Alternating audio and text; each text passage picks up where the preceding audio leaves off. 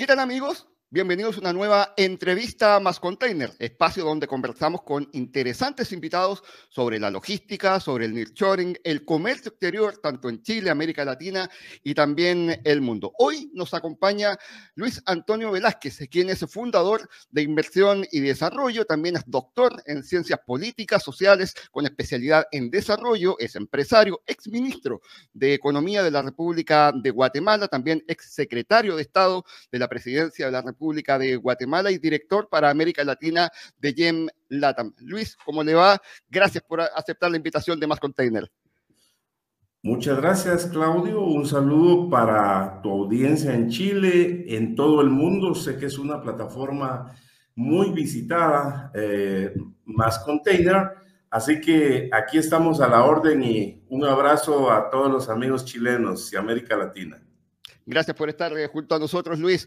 Como primera consulta, y me llama mucho la atención todo lo que han hecho por más de 16 años, más o menos, con esta fundación, con estos programas que denominan Inversión y Desarrollo, con Luis Velázquez, de hecho, así se llama el programa. Cuéntanos un poco cómo nace este proyecto, hacia dónde va el objetivo de tener esta plataforma. Sí, Claudio, nosotros soñamos con una Guatemala, con una América Latina desarrollada, porque sabemos que somos gente buena, gente emprendedora, gente capaz, gente de trabajo, que tenemos muchísimos recursos y decidimos fundar Inversión y Desarrollo con Luis Velázquez. Lo iniciamos a pensar en el año 2007. Hoy tenemos 840 programas al aire que todos están en YouTube en más de 16 años para destacar los elementos positivos de Guatemala, de Chile, de Centroamérica, de América, para traer inversiones, crear empleos, generar oportunidades, porque consideramos que es la forma correcta de guiar hacia el desarrollo a nuestras poblaciones. Tenemos la certeza, tenemos la esperanza, Claudio, de que tenemos una serie de retos, de desafíos que, poniéndonos a trabajar en equipo, nuestra región debería de ser las más desarrolladas del mundo. Y como dice el refrán, mientras haya vida, hay esperanza. Y además este programa Inversión y Desarrollo tiene cabida todos, porque como bien decía usted, se habla de economía, de aspectos sociales a nivel regional, también a nivel rural, de las necesidades de lo que son las comunidades, no solamente las urbanas, sino también las rurales. Se preocupan mucho de lo que es el contexto global de las necesidades de, en este caso, Guatemala. Es correcto lo que tú indicas, Claudio. Nosotros hemos entrevistado a unos 30 presidentes de América Latina, incluyendo 2 presidentes de Chile, como el presidente Lagos, el presidente Freire, para que tengas una idea, pero también hemos entrevistado a lideresas indígenas, madres solteras que enviudaron en el conflicto armado, que casi no hablan español y que son productoras de hongos ostra y se venden en los supermercados más reconocidos de toda Centroamérica. Además, eso nos ha llevado a ser cofundadores de la Red Mundial de Empresarios Indígenas. Por cierto, participan varios hermanos latinoamericanos, dentro de ellos chilenos, y definitivamente en el programa nuestro caben todos los temas: educación, salud, seguridad, capacitaciones, infraestructura, porque todo eso nos lleva al desarrollo para atraer más inversiones, crear más empleos y más oportunidades. Y a propósito de economía, de generación de empleos, de inversión, hay un concepto que ha entrado con mucha fuerza a América Latina, que es el nearshoring. En ese sentido, Luis, ¿cómo ves ingreso principalmente a América Central? Sí, recordemos que el mundo ha estado cambiando, sigue cambiando y seguirá cambiando muchísimo. La geoeconomía, es decir, el manejo de la economía a nivel mundial, la geopolítica, es decir, el manejo de la política a nivel mundial, ha cambiado radicalmente a una velocidad increíble después del coronavirus, después de la guerra Rusia-Ucrania, después de los ataques sufridos en Israel, de las masacres perpetradas por grupos terroristas, y después de los ataques de los Houthis también en la parte de África. Eso ha llevado a que los países que somos más competitivos, que somos muy competentes, y debo destacar ahí que Chile había tenido un desempeño excelente, ha sido un ícono a nivel de América Latina. Entonces, tanto las empresas como los países empiezan a darse cuenta del rompimiento de la cadena productiva. Y vimos, por ejemplo, incrementos a veces hasta de 5 veces el costo del flete. No había disponibilidad de barcos, no había disponibilidad de contenedores, separaron las fábricas, etcétera. Y entonces toma más fuerza el concepto de nearshoring, es decir, la relocalización, la reubicación de empresas, particularmente que estaban o están en Asia, hacia el continente americano.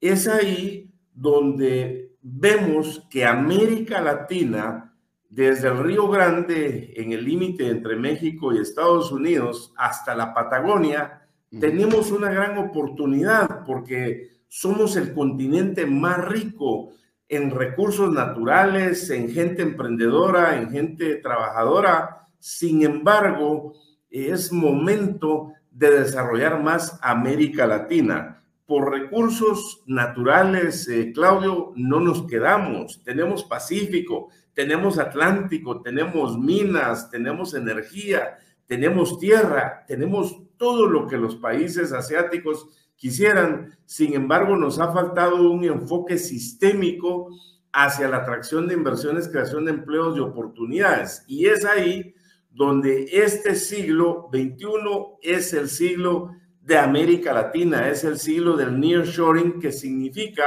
para dar un ejemplo concreto, si una empresa de vehículos en Estados Unidos estaba produciendo sus motores, por ejemplo, en Asia, ahora los puede y los debería de producir en Guatemala, en Centroamérica, en Chile, para acortar sus costos de producción, bajar sus tiempos de ensamblaje de la cadena productiva y, por ende, ser más competitivos. Así que, en resumen, le vemos una gran oportunidad a Guatemala, Centroamérica y toda América Latina para impulsar esa relocalización, el nearshoring, y por ende que el continente americano se fortalezca y sea mucho más desarrollado como lo es Estados Unidos. Y esas ventajas, esas características que usted correctamente decía, Luis, están, se puede decir, asumidas por las empresas latinoamericanas. O sea, ¿entienden de que son un potencial competidor con las grandes naciones respecto al nearshoring? Algunas sí las comprenden, otras probablemente no las saben, Claudio. Es ahí donde nuestros gobiernos de toda América Latina tienen la responsabilidad y tienen la obligación de vender más el concepto de que nuestras naciones están listas para recibir las inversiones, de las ventajas competitivas y comparativas que tenemos para generar los empleos en esos millones que estamos esperando. Y te doy algunos ejemplos concretos, Claudio. Somos una región que, en el caso de Guatemala, Centroamérica, tenemos un tratado de libre comercio con Estados Unidos. Es decir, que eso nos abre una ventana de oportunidad para que una empresa que se instale en Guatemala, Centroamérica, piense como mínimo en exportar a todo el continente americano y, por supuesto, al mundo. 1. 2. Somos la única región que tiene un tratado de libre comercio con Europa. Entró en vigencia el 1 de mayo del año 2024. Entonces, imagínate una empresa de Vietnam, de Indonesia, China, hindú o de Chile que se instale acá en Guatemala, Centroamérica, puede exportar a esos mercados sin pagar los aranceles, los derechos de importación. Eso definitivamente le da una competitividad muy importante. Además, tenemos Pacífico, tenemos Atlántico, tenemos recursos naturales, países relativamente jóvenes, con ganas de aprender. El tema de la zona horaria es otro factor que nos ayuda muchísimo, y el inglés, que es muy importante, donde mucha gente se está preparando en Guatemala y en América Latina, y el tema del acento, que no es muy marcado. Eso facilita la atracción de inversiones en centros de atención y servicio, los call centers, la tercerización, los business process outsourcing, los BPO, y muchos otros elementos más que definitivamente nos dan unas ventajas competitivas y comparativas, pero los gobiernos de toda la región tienen que hacer más esfuerzos para poder promocionar más a nuestros países como destinos para la inversión y la creación de millones de empleos. Sin duda, Luis, en la entrevista a Más Container estamos conversando precisamente con Luis Velázquez, quien es el fundador de Inversión y Desarrollo. La entrevista a Más Container, como siempre, es una gentileza de Certi Container, venta de contenedores y construcción modular, Latam Logistics Chile, expertos en el mercado asiático, Fresh Cargo, expertos en carga refrigerada en Ecuador y Latinoamérica, SEAL, servicios especializados de aduana y logística desde Guatemala para el mundo, y Asís Cargo. Nuestro negocio es proteger el tuyo. Luis, hablábamos de estos objetivos y de esta posibilidad que tiene América Latina para potenciarse dentro del nearshoring. Pero claro, hay un país que ha tomado el liderazgo precisamente por su cercanía con Estados Unidos. Hablamos de México. ¿Y cómo se puede competir precisamente con México, tomando en cuenta, insisto, eso, la ubicación geográfica de este país que ciertamente hoy por lo menos es líder en nearshoring? Tenemos mucho aprecio por nuestros hermanos mexicanos y tenemos miles de amigos en México. Sin embargo, México me parece que ya está sobresaturado. Es ahí donde Guatemala, Centroamérica, Chile y el resto de países de América Latina tenemos una mayor oportunidad. Y si hacemos un análisis comparativo, por supuesto que México tiene el NAFTA. Sin embargo, nosotros como Guatemala y Centroamérica tenemos el NAFTA, es decir, que estamos en igualdad de condiciones. Pero México no tiene acuerdo de libre comercio con Europa. Entonces ahí nosotros le llevamos una ventaja muy importante a México, es decir, que ahí somos campeones nosotros. Tenemos un tratado de libre comercio con Israel como Guatemala. Eso lo inicié yo cuando era ministro de Economía en el año 2011 y gracias a Dios hoy es una realidad. Tenemos tratado de libre comercio con Chile, con Ecuador, con Colombia, con Perú, toda Centroamérica, Dominicana. Tenemos con Corea del Sur también. Entonces eso nos da una ventaja adicional. Y recuérdate que en el caso de Guatemala, Claudio, estamos vía aérea a 2 horas 20 minutos de Miami, 2 horas 45 minutos de Houston o Dallas, 4 horas de Los Ángeles. Si es vía marítima, a 4 días y medio por el Pacífico de Guatemala a Los Ángeles y a 2 días y medio de Guatemala a Miami. Entonces, hay una serie de ventajas adicionales que tenemos respecto de México que nos están viendo mucho más ahora a Guatemala y a Centroamérica. Y para que tengas una idea cómo va el boom de la relocalización del nearshoring, el 14 de marzo se inauguró acá en Guatemala una nueva zona de desarrollo económico especial público-privada, CEDEP, de más de 1.100.000 metros cuadrados, zona libre Quetzal, que está a 5 minutos del puerto del Pacífico, 5 minutos del aeropuerto de carga, 5 minutos de la autopista y que está avanzando tremendamente. Pero también te tengo otra buena noticia. Hace un mes se inauguró Synergy Park, que es un parque de 50 millones de metros cuadrados. Imagínate tú, 50 millones de metros cuadrados está dentro de los parques industriales más grandes del mundo, es decir, 5,000 hectáreas. Y hay casos también de éxito como Tecnopark, un parque industrial que sigue creciendo y que tiene más de 3.500.000 metros cuadrados. y puede crecer mucho más. Entonces, en resumen, hay alrededor de unos 11 nuevos parques industriales que están en proceso de desarrollo, zonas de desarrollo económico público-privada, en el centro, en el Atlántico y en el Pacífico guatemalteco, y adicional, empresas como Walmart han ratificado inversiones importantes de $800 millones para los próximos años, Nestlé, en fin, el mundo siento que está viendo ahora a Guatemala, a Centroamérica y seguramente también a Chile y toda América Latina. Sin duda. Bueno, y el concepto de infraestructura para asumir todas estas potenciales inversiones que puedan tener desde las empresas asiáticas que quieren venir aquí a nuestro continente es algo clave, que lo entendió Guatemala, pero a nivel centroamericano y se puede decir sudamericano, esa capacidad de infraestructura, ¿la entiende usted en el camino que, por ejemplo, lo está teniendo Guatemala? Sí, definitivamente, Claudio. La infraestructura, como tú muy bien lo dices, es un factor crítico de éxito. Me refiero concretamente a carreteras, a aeropuertos, a puertos. Por supuesto, la energía también es importante. En el caso de Guatemala tenemos un excelente mercado de energía a precios muy accesibles, que inclusive le exportamos energía a México y al resto de Centroamérica hasta Panamá.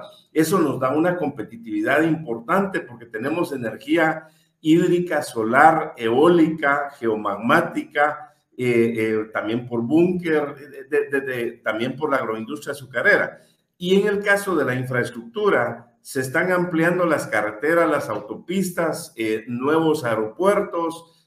Se está hablando también de crecer los puertos adicionales a lo que está, y prueba de ello es que el 14 de junio va a haber un evento muy importante de desarrollo de infraestructura y aeropuertos acá en Guatemala. Nos visita Enrique Beltranena, un guatemalteco líder, el fundador de la aerolínea de bajo costo más exitosa a nivel mundial, que se llama Volaris. Es una aerolínea que está instalada en México, sin embargo es un guatemalteco, Enrique Beltranena, el fundador. También nos visita Frank Elías Rainieri, hijo del fundador de Punta Cana, un grupo importante, y un gerente de un conglomerado empresarial de aeropuertos de Europa. En fin, está habiendo mucha discusión y muchos foros sobre el desarrollo de la infraestructura de carreteras, de puertos y de aeropuertos. Reconozco que tenemos desafíos en ese sentido, Claudio. Todavía queremos más.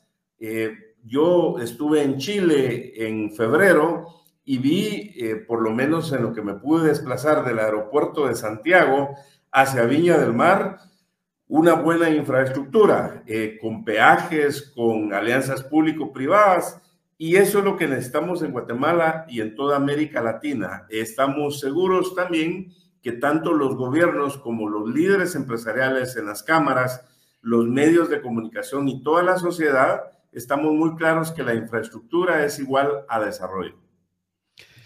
Y de alguna manera también han sabido resolver las contingencias que se han vivido en nuestra región. No solamente hablo de América del Sur o América Central, puntualmente con lo que estamos viendo ahora, el tema de las sequías que afectan directamente, por ejemplo, al Canal de Panamá, que es un interconector clave para el comercio mundial. Para el movimiento de mercancías, que precisamente ha tenido muchos problemas últimamente por el efecto de la sequía, que ahora afortunadamente está saliendo, según lo que se ha podido saber, pero esa capacidad en Centroamérica para poder resolver estas crisis que creo que van a seguir en las próximas semanas, están bien asumidas para precisamente poder tener a ese volumen de empresas que salen de Asia para instalarse en América. Sí. Gracias a Dios tenemos mucha conciencia de esos temas, Claudio. En el caso de Guatemala, tenemos una buena estructura nacional, regional, departamental, municipal y comunitaria para poder accionar ante desastres naturales y ante temas climáticos. Eso es objeto de un programa que cuando quieras con mucho gusto lo podemos entrar en detalle, Te comparto brevemente, yo soy voluntario desde los 13 años, cuando fue un terremoto de Guatemala en 1976, y he estado en Chile, Colombia, Brasil, Bolivia, México, Honduras, Colombia, etcétera, apoyando en temas de desastres naturales, llevando ayuda humanitaria.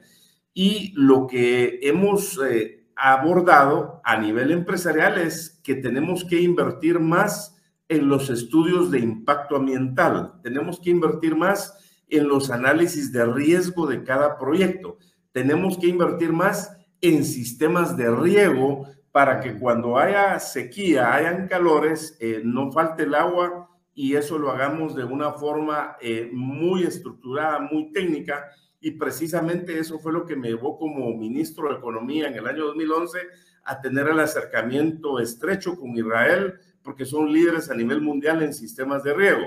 El cuarto punto importante es el mantenimiento de las cuencas de los ríos, los análisis de riesgo y estudios de impacto ambiental en los proyectos de desarrollo urbanístico, es decir, en la vivienda más que todo popular para acceso a las mayorías. En fin, hay una mayor conciencia, un desarrollo forestal como lo tiene Chile, que es un ejemplo importante, al igual que Nueva Zelanda, donde he tenido oportunidad de ir a impartir conferencias de desarrollo de pueblos indígenas. En fin, hay una conciencia cada vez más clara, y quiero aprovechar tu programa, Claudio, para decir que yo le pido a Dios estar equivocado, pero este año se vislumbra muy complicado en temas de clima.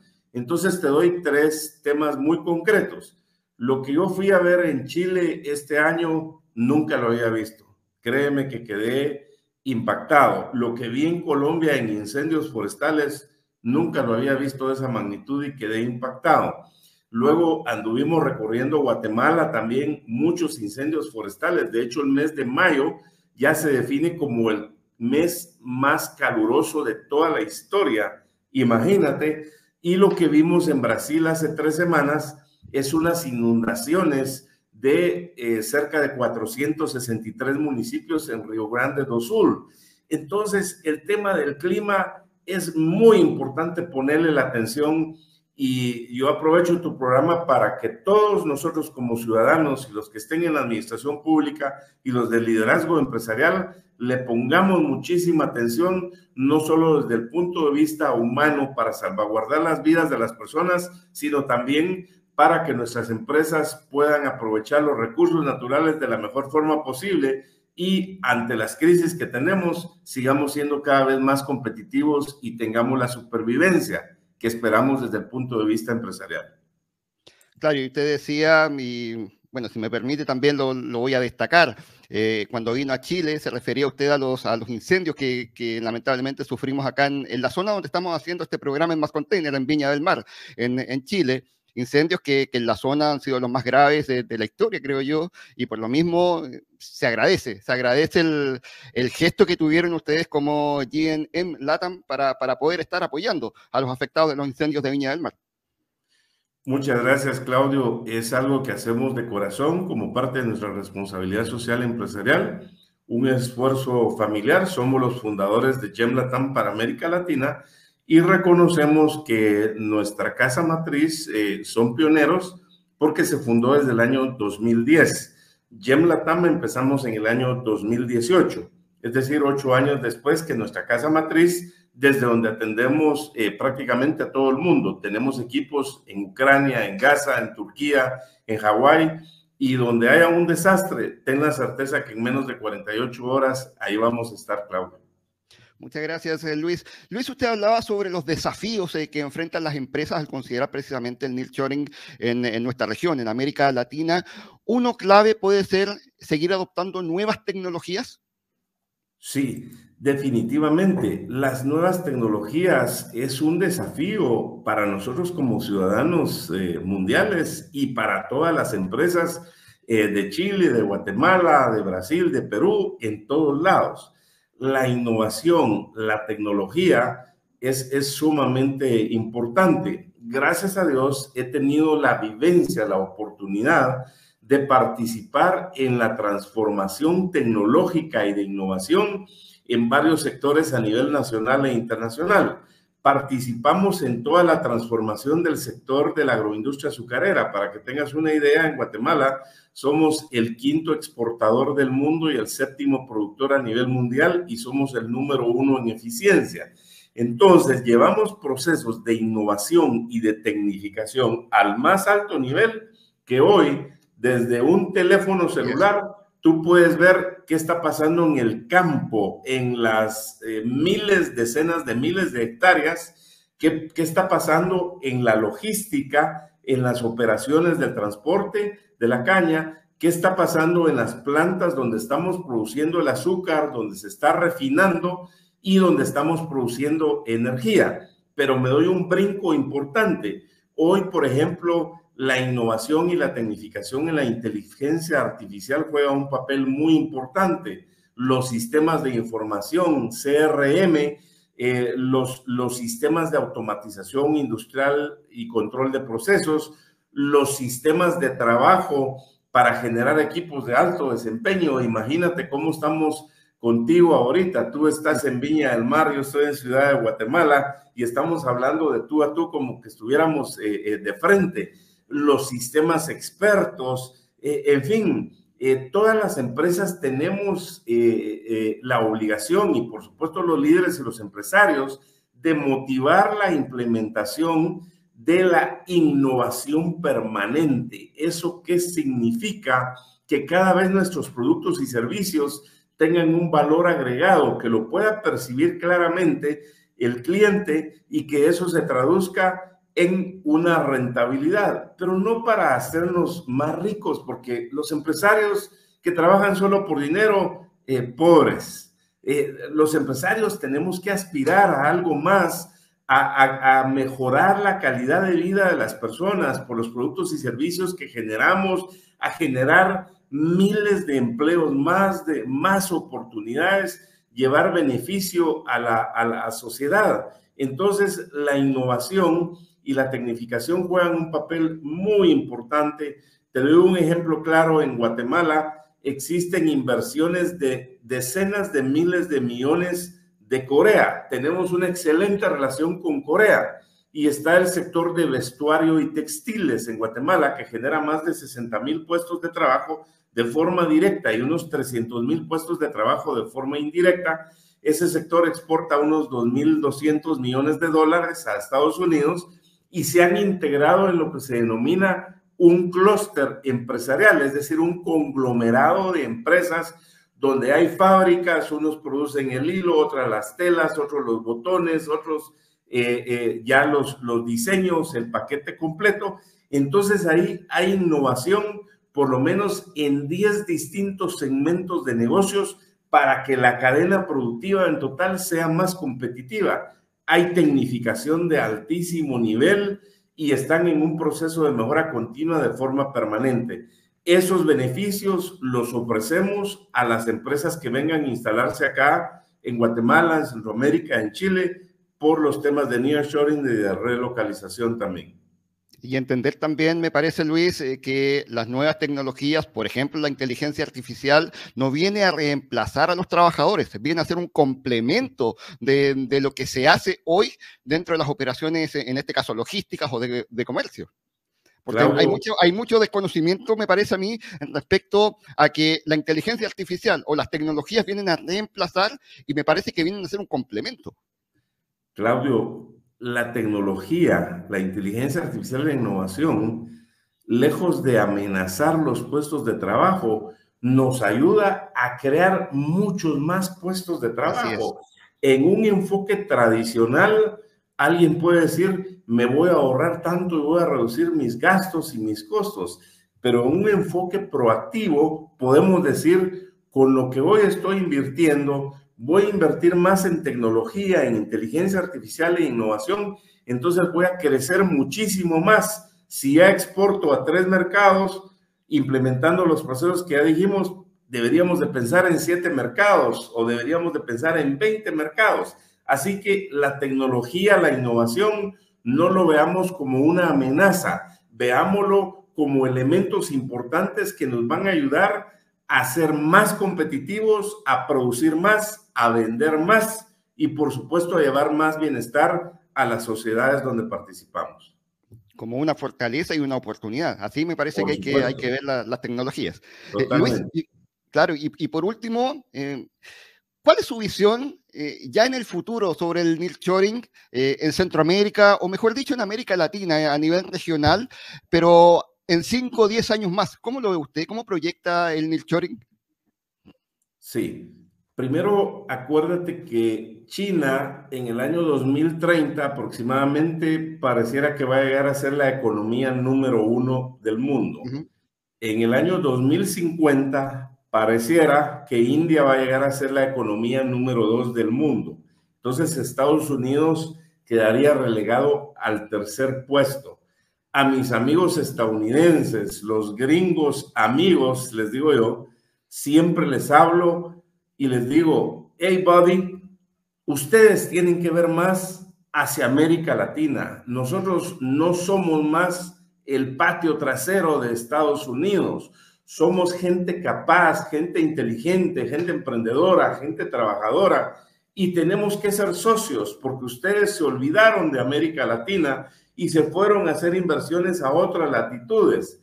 Es el momento de que recapaciten y que vean a América Latina como un aliado potencial de más de 650 millones de habitantes. Ojo, que si sumamos los 650 millones de habitantes de América Latina, más Canadá, más Estados Unidos, somos un continente de más de 1,000 millones de personas, donde tenemos que hacer un tratado de libre comercio de las Américas, un tratado de libre comercio de las Américas, un intercambio de bienes, de personas, donde definitivamente ya no solo pensemos en la competitividad de Chile o de Guatemala separados, sino pensemos en la competitividad de todo el continente americano. Me parece que hacia ahí es donde nos estamos moviendo en la geopolítica, en la geoeconomía, Claudio, y te lo digo de todo corazón. La pobreza que existe hoy, que estamos conscientes en Guatemala, en Chile y por supuesto que también en Estados Unidos hay pobres, esto no se va a reducir con programas sociales, no se va a reducir con regalarle dinero a la gente. La única forma de sacar a la gente de la pobreza es a través de las inversiones, los empleos y las oportunidades. Entonces, el nearshoring, la relocalización, nos debe de llevar a ver a América Latina como la fábrica del mundo. En ese sentido, las inversiones de capital que se han ido a otras latitudes deberían de regresar y reubicarse acá. Así que soy fiel creyente de esa oportunidad que tenemos a través de un tratado de libre comercio de las Américas, a través de la relocalización del nearshoring y, por supuesto, eso conlleva la voluntad política de los gobiernos de dar certeza jurídica, de aplicar la ley, de crear la infraestructura de puertos, aeropuertos y carreteras que se necesitan, de seguir invirtiendo en energía, de seguir capacitando a nuestro personal, a nuestro recurso humano. Y en el tema de infraestructura, tú mencionaste la falta de agua en el Canal de Panamá. Sin embargo, debo decirte que hay un proyecto muy importante de una inversión de 12,000 millones de dólares en Guatemala, de un corredor interoceánico de cerca de 400 kilómetros Pacífico-Atlántico, donde tiene que ir con tren, con fibra óptica, con supercarreteras, con centros logísticos, en fin. Estoy con los pies sobre la tierra, Claudio. Conozco las comunidades, los países, sé de la cantidad de problemas, pero los grandes expertos a lo largo de la historia han dicho que donde están la mayor cantidad de oportunidades, de problemas, están la mayor cantidad de oportunidades. Yo quedo muy agradecido por tu entrevista. Felicitaciones a tu plataforma Más Container. Qué bueno que ustedes están en logística, que están invirtiendo para hacer más competitivas a las empresas de Guatemala, de Chile, de toda América Latina. Estoy seguro que con el aporte de ustedes en la logística, en la innovación, en el servicio al cliente, nos van a hacer más competitivos también. Así que ha sido un gran gusto compartir contigo, Claudio. Los agradecidos somos nosotros, Luis, de haberlo tenido estos minutos acá en Más Container, en la entrevista Más Container, precisamente porque nos pudo entregar su visión experta de una realidad que llegó y se está potenciando cada día más en América Latina. Así que muchas gracias por aceptar nuestra invitación.